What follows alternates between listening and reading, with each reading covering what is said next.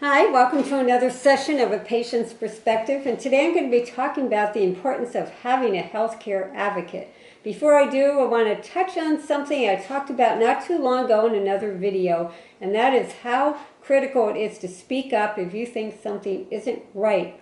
A friend of mine was in the hospital not too long ago, and thank goodness she was not afraid to speak up. She noticed they were about to give her the wrong medication. Things got so bad there, she checked herself out of the hospital.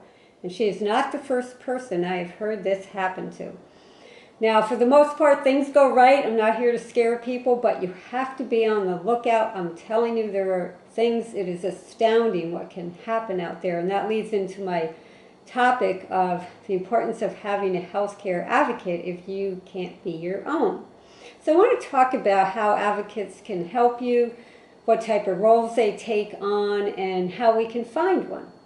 So obviously patient advocates are there to benefit you as a patient and ensure your patient rights.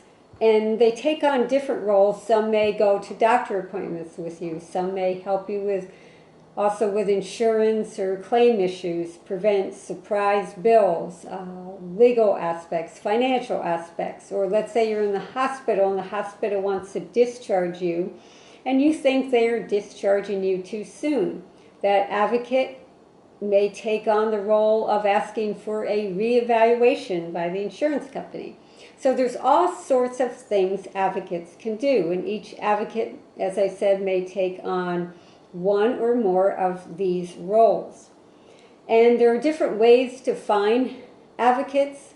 You can ask the hospital. If you're in the hospital, many hospitals have their own patient advocates. They might call them by different names: patient liaison, patient navigator, patient representative, and so forth. If I was in the hospital and I didn't have anyone else to watch out for me, I would certainly consider using one, although I have heard it said that some feel that they are just watching out more for the hospital than the patient. And I don't want to make a blanket statement like that, but I just know that that has been said.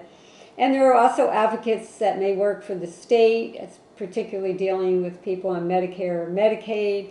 We have advocates at the U.S. Department of Veteran Affairs for people having care at their facilities or clinics as well.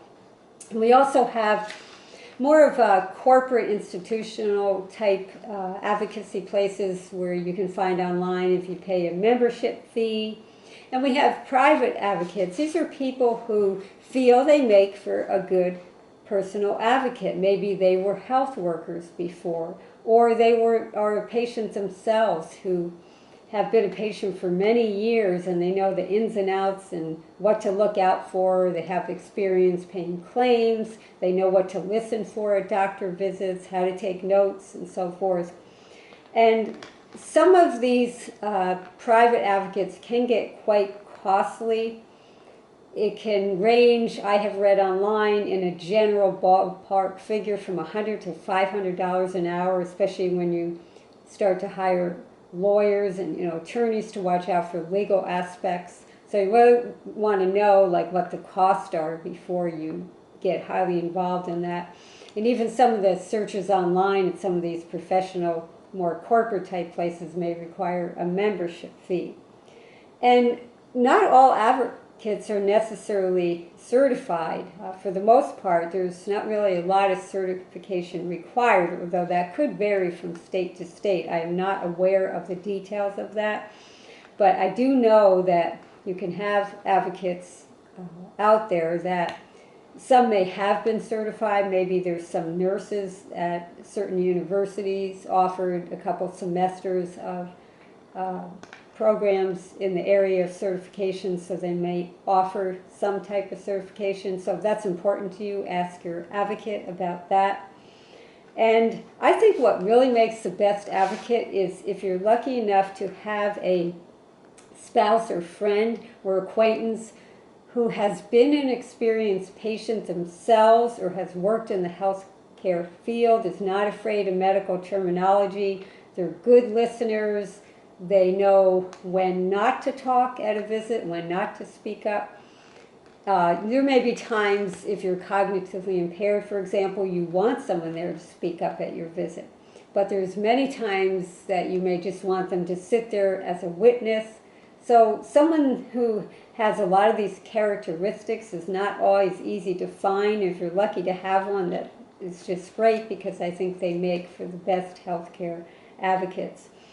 If you get a person in there who starts talking about some of their own health problems, because maybe the doctor said something that triggers a memory for them of a deceased loved one they knew, it can steal time from your visit. Or likewise, if the doctor starts talking a little bit more to that person now, and time is precious, as we know, in these days when office visits are so short. So that's kind of the downside of having someone at your visit, but I think there's more pluses to be had in terms of having someone there as an extra ear to hear or take notes or be a witness. So these are some ways that you can get personal health care advocates. And just very briefly, some websites. For one, if it's a mental illness related situation that you want an advocate for and you have a therapist, ask your therapist for a good recommendation. Or you can go to this website, https://www.nami.org. For private advocates and other advocates, there's a good website called Patient Pal, P-A-T-I-E-N-T, and then P-A-L, that's worth checking out. And also there's a National Association of Healthcare Advocacy. So just do some searches online and you're bound to find a lot of great sites. So hopefully these tips have been insightful, and just be on the ball. Like I said, don't be afraid to speak up, and make sure the advocate, if you hire one or find one for free, make sure that they are also a person who is not afraid to speak up, who was there to watch for your benefit and help you get the best care that you can. So I hope to see you next Friday. Bye.